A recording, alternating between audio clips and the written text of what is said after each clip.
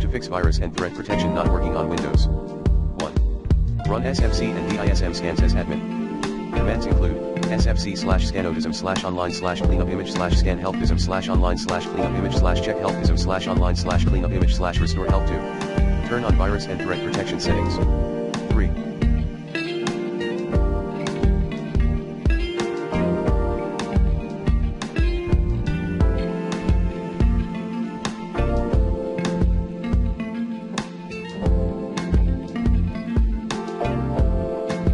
Repair and reset Windows security. 4.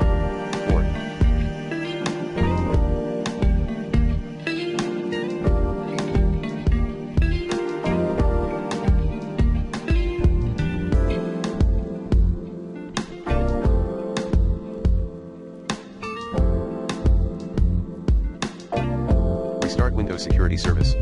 6. Check your date and time settings.